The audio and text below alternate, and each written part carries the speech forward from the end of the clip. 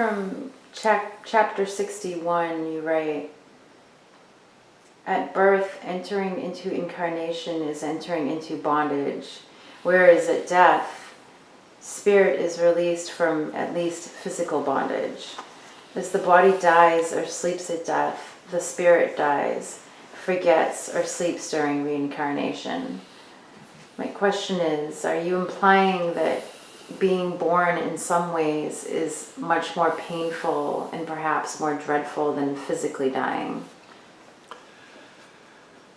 Yes. Absolutely. Right. Living is a payment. It's a form of dying, say, being incarnated. So many of us have had the experience of being out of the body.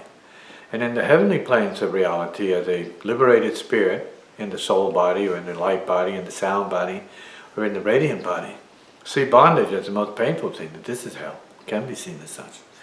This is pain, extreme pain and suffering. This is not the heavenly state, see, relatively speaking. And so, yes, and dying is a liberation. So the idea is to die daily. That means liberate yourself daily, if you can. Free yourself from your suffering, from your ignorance, from your, let's say, desires, see, which are self-limiting desires. See. Liberate yourself from your mind, yourself, your thought, your mind, your world, and your body at the same time, for moments along the, let's say, the span of a day. Have moments where you abandon, say, your preoccupation with human nature, and for the moment rise, see, arise into spiritual nature and spiritual awareness. See, liberated, feel your bigger minded, bigger hearted, see, bigger body. Consciousness, like the body of the universe, the mind of the universe, see, the heart of the universe. We are that, the intelligence of the universe, but we settle for so much less, see. See. So which is death? Not knowing or knowing? Which is life? See. Not knowing or knowing? Right. Which is it? Right. Who decides when it's time for a spirit to incarnate? Is it up to the individual spirit, or can they delay incarnation if they feel they're not ready or prepared for it?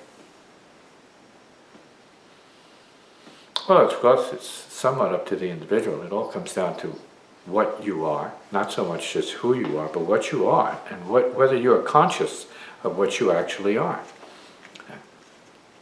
Are you a flesh bag? Are you more than that?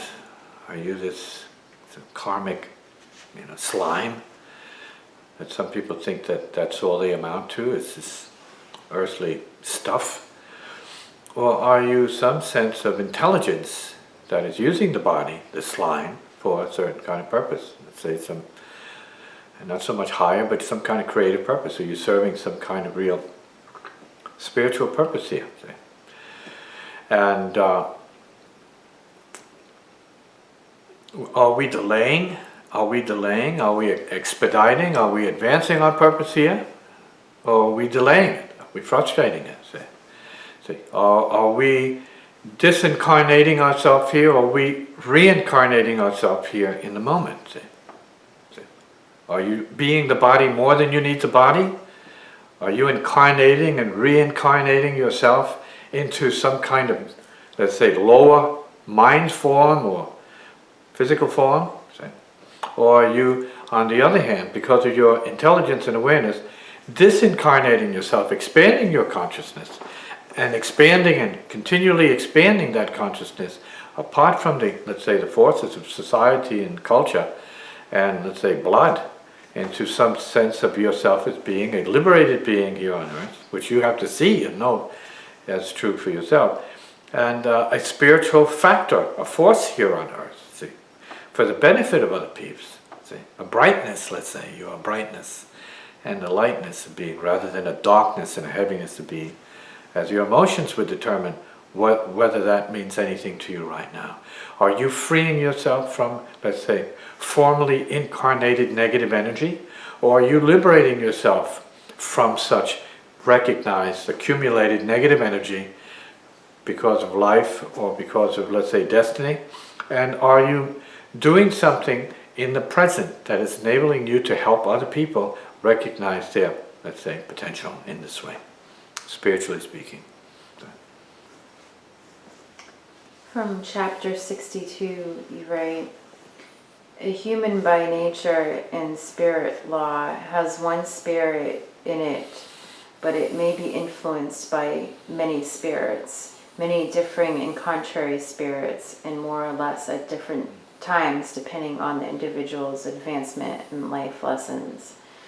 My question is, what about certain cultures or religions that believe in spiritual or demonic possession? Is there such a thing? Is that similar to what you're talking about? Is it basically a spirit being influenced by lower spirits? Well, that's a system of thought. It's also a fact of, let's say, certain levels of existence. And it has something to do with spiritual law or spirit, let's say, operations.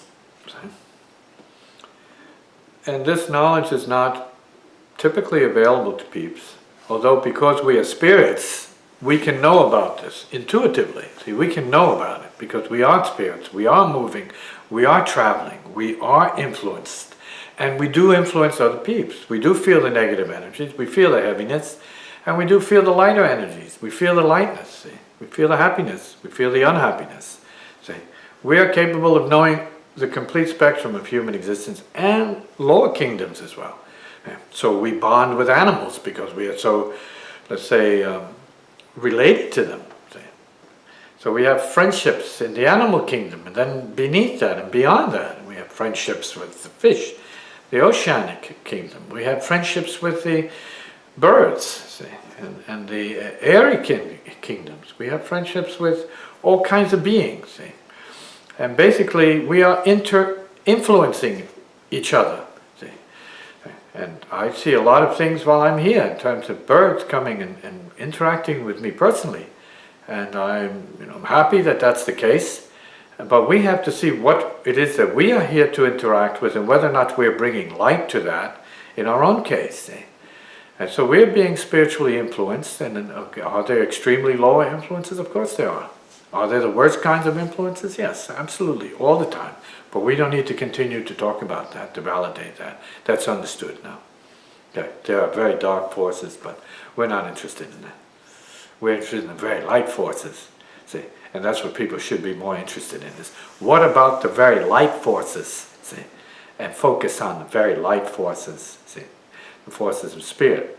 Yeah, that's what we need to do. That's our job as humans, see, as being between the spiritual and the hard, dark physical, see, the dense physical. We need to be approaching the light. We are waiting for the sun to come up in the morning, see, all the time to reinvigorate the life stream here, to bring light and life force here. Well, that's a physical version of what it is that we need spiritually. See? And strangely enough, the spiritual light and the sun is always available to us, but how do we make ourselves available to it so that we feel it is a reality? See? We need to pay attention to our relationship to light, because if the forces that exist here are indifferent. They are indifferent to our aspirations. And so we need to make it positive for ourselves, otherwise it will be made something else. From chapter 63, you write, because of the power of spirit soul to extend itself beyond physical limits, many disabled or physically handicapped humans develop or bring with them special powers of intelligence, sensitivity, and intuition, with a special attunement to the vibrations and spirits of peace, compassion, discernment, simplicity, love, and honesty. My question is, are you saying then that the handicapped in most cases are less self-centered? Do they have some sort of spiritual advantage that the rest of us most likely wouldn't have? In some cases, absolutely. So who isn't handicapped out here? That's the real question. So we're talking about the relativity of being handicapped. Many who are perfectly functional as adults have other kinds of handicaps that are not visible. There are many things they cannot do that they wish they can do. And that's true of all beings, because we're built as relative examples of everybody else. And everything else. So we have things that we may desire more, because we feel incomplete about this or that, which mostly points to our mindset and our feeling of inadequacy. But that's the material. That's the material side of us. So many of the humble people we're talking about here, in terms of handicapped people, who are humiliated into humbleness, yes, they're much closer to the Spirit. There's no question about that. See, many of these humble people, like children, are very open to the spiritual and the angelic, and they feel it, and they represent it more than, let's say, the egomaniacal peeps, who are extremely selfish, who have no access to that, actually. And they need to turn to the humble peeps to have access to the proper resonance of what that is. See, as Jesus said, it's about turning to the children. And that's a metaphor for the humble. See, those who are like children, see, open and receptive, and don't feel themselves more than, let's say, the spiritual is real. See, who are not that selfish, where they close themselves off from the spiritual, in fact, and in truth. From chapter 63, you write, those spirits who cannot bear the pressure of their chosen or designated incarnations' burdens, lessons, and limitations, and choose to return through suicide, do so knowing that they will return in the future after their payment, ultimately better prepared to handle the same conditions up into the natural time of passing or returning back to the spirit world. My question is, you say that one who commits suicide will return after their payment. What kind of payment has to be made by someone who commits suicide before they can reincarnate? Well, I think to let's say, fill the need of the question, I would say, well, payments are always about service. Okay, it's always about service. Whether we're talking good or bad peeps, or good or high or low spirits, see, the only real payment is learning how to give to other peeps. See, these are payments of the heart, even at the lowest levels. See, we have to learn how to give. See, that means expand, how to open. All of this is part of the payment, even for those who are, let's say, bereft of judgment. In the case of suicides, who in some cases have no choice but to do that. See, because that's their lesson, that's their step. See, and not to be repeated necessarily. Because as it may also be said that as they do their, let's say, act of what we're calling suicide, then others suffer with them. So it's a collective kind of payment. See? So it's that kind of understanding of how the heart works in terms of circuitry that gives us a better sense of how we all learn from everybody's experiences, and how we all suffer, and how we all rise, and how we all, let's say, ascend in a spiritual way, depending on what it is that is going on in our case. So payments are always some form of service and caring for the living, caring for others. And for others closest to death, sometimes is a payment. When you're working with the near dead and the dying, that's an intense payment. See, and when we're dealing with people who are living but who are, let's say it's a person's payment to be around that because of what they've done in the past, right? Whether it's suicide or murder or whatever it may be. And they're around the person, they're brought to serve a person who is capable of breaking their heart so bad, see, that they have their awakening and their realization in that moment. The heartbreak is a great payment for such people. When they see that what they thought was bad in their own case is nothing compared to others who bear their life, see, and live as examples of what real heartfulness and real courage is.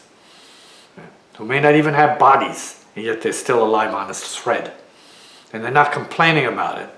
And when you have to serve a person of that magnitude and integrity, you see the foolery, the tomfoolery of your own sort of weakness and feebleness, and ignorance. From chapter 64, you write, children are born to be vulnerable to wise counsel. It is up to the parents to see that their children or those young spirit souls in their charge are available to spiritual counsel, not religious dogma.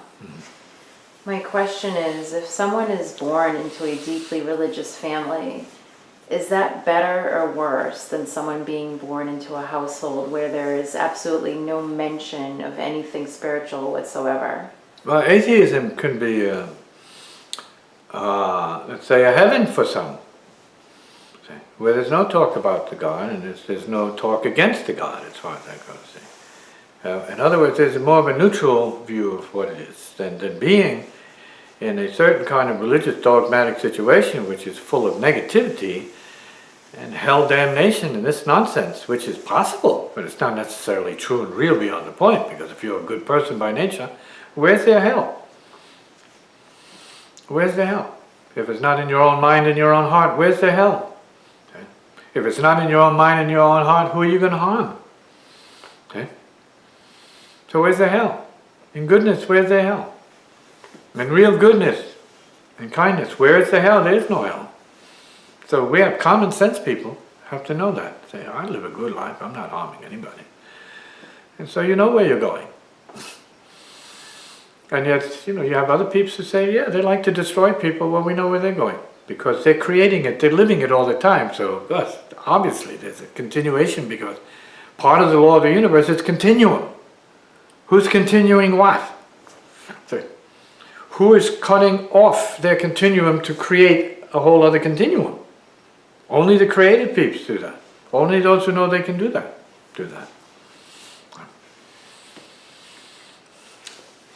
From chapter 65, you write, another paradox concerning knowledge of past or future lives is amongst the ignorant, or those who would like to know but who cannot know before their time, and who are therefore better off for not knowing. Those who are progressing, who begin to know, may not be or remain better off for knowing. My question is, what exactly would be the point of knowing about one's past lives?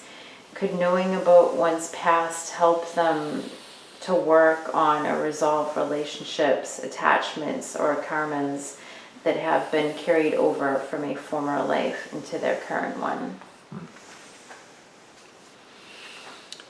Well, that's, your present lives are part of your past lives. Going back to the continuum point. See? This is part of your past life. This is becoming your past life as you move forward into your next life. This is your past life. See? So when you're thinking in terms of like, let's say, past life, present life, future life. So we understand there's a continuum here. Furthermore, that means it's self-revealed. This is it. This is your past life now, and you're making good on your past life, karma, right? Because you're learning what you're dealing with in the present. You say, I don't want to do that because I feel I've already done enough of that, so you're making choices and decisions now, let's say, to hypothetically or theoretically upgrade your consciousness. Say, no, I want to be this way now. I don't want to be depressed, so I'm doing everything I can to maintain my sense of balance relative to my emotions, my emotional state. I know what depresses me, I'm not doing that. I know who depresses me, so I'm not around that kind of person. See?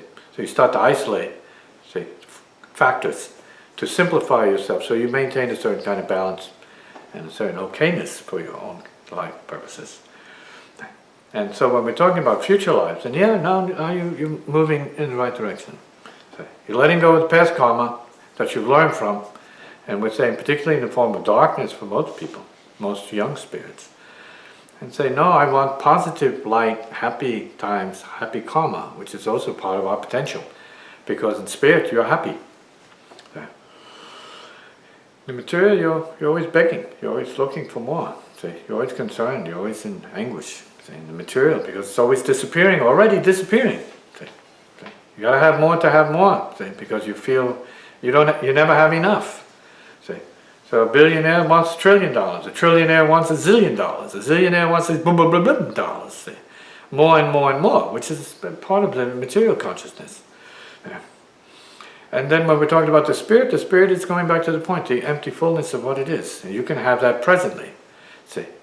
That you can be happy and full presently, and then allow that to create your future life. Okay? That's why practice is good. That's why, you know, being in the right company with people is good practice, because it does affect, say, your particular future ability. Okay? Okay? And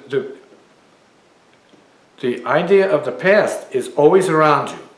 You really need to see it. It's in your dreams, because you are the past all the time. You're never not the past. You're always the past and trying to be in the present from that past. So you're living your past and not paying attention to exactly what that's revealing to you.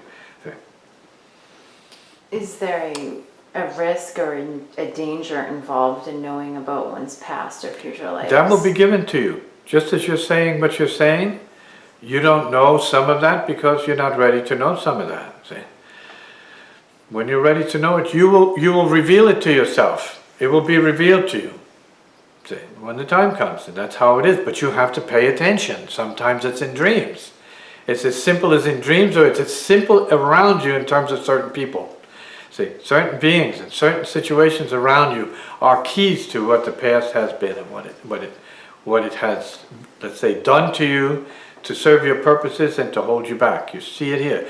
Your earlier, let's say, karma, before you got here particularly, was much more of the darker flavor. So you saw the relations that were standing in your way. See, that you had past debts with. And it seems that you can let go of those debts to the degree that you have paid them properly off, and then you move beyond them. So you're letting go of past lives in this life, and past debts in past lives. From past lives, in this life, saying, no debt's owed now, don't owe you anymore, paid off, whether that's your father, your relatives, your friends, your boyfriends, your husbands, or whoever it is. You say, past, it's paid in debt now, paid in full, time for me to move on, instead of the program of repeating and looking for a better version of the same nonsense and the same garbage, the same games. You say, no, I'm done with that now. It's time to create a new continuum. Right? It's time to step up. Time to step up. Because the past is always going to be around you. You're always going to be seeing it. In fact, all you're seeing is the past anyway. When you're not thinking about the future, you're seeing the past. And everybody's stuck in their past. Everybody is living the drama of their past, imagining they're in some kind of real present. The present is the past, as well as the present can also be the future, depending on what your relationship psychically is to what we're talking about. Is there any significance to the method for how one's past or future lives are revealed? Like, in other words, should more or less attention be given to such revelations when they show up in one's dreams, as opposed to being revealed, say, during like a psychic or astrological reading? Well, you have to pay attention. So you can get, let's say, insight from anything. So you can get insight from this very, let's say, commentary. So you can get insight. You can get insight into future lives from this commentary. You can get insight from or relative to past lives from this commentary. So, because the now is not past or present. See, the now is a paradox. Now is timelessness. So neither before now nor after now is real, from the view of that, see, understanding. So dreams, if we're talking about dreams, your dreams are going to reveal more to you than others can tell you.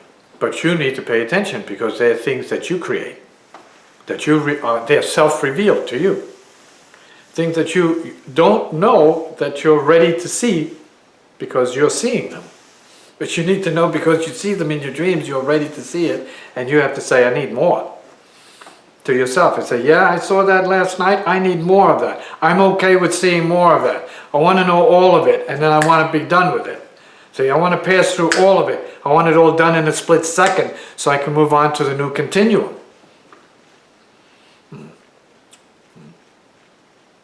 Comment. So you're talking about like harnessing the the Piscean energy of just looking at what's there, what needs to be revealed. Piscean energy in what sense do you mean? You mean dreams? Like referring to like the time of Pisces as being a time of seeing what needs to be purified. Every moment is that. Pisces, it comes up as a symbolic form of understanding, like the creative cycle in certain phases. So we say Pisces is the end point. Okay, so we're talking about the symbol of the end point, so that there's a beginning point. Clean up, so that there's a starting point. Say, bring to close, so that there's a beginning. Like going to sleep. Say, going to sleep, going into deep sleep. Then you wake up. The whole waking up thing is like Aries, and going to deep sleep is like going into the ocean. So, where there's, you go beyond yourself, into the unconscious. That's Pisces in a manner of speaking. See, entering the ocean of unconsciousness, Pisces. I'm saying that symbolically speaking. See. And you go through that so you can wake up, what? Refreshed, Aries, start over. That's what we've been talking about, the continuum. See. Creating a new continuum. That's like a new day, new cycle. It's like morning. Good morning. And we have to see that your individual interpretation of this as you advance becomes more of what you need. So you start putting it together. Don't think that you need to be, in every case, getting interpretations from everybody else, which may be helpful. But the force of awakening is on you, looking into you and knowing what that means. And taking from that what you can. And of course then, to reinforce that, you need to be around the right peeps who can also communicate with you about that process in such a manner where you feel the resonance and intensification that comes with that. So you feel that rather than influencing you, people are enabling you to find your way in your awakening. Right? All to, let's say, serve your purpose more than their purpose. So you can fulfill your mission more than anybody else's mission. See? Sounds very, very important, right? Realization is very, very important. Shoot.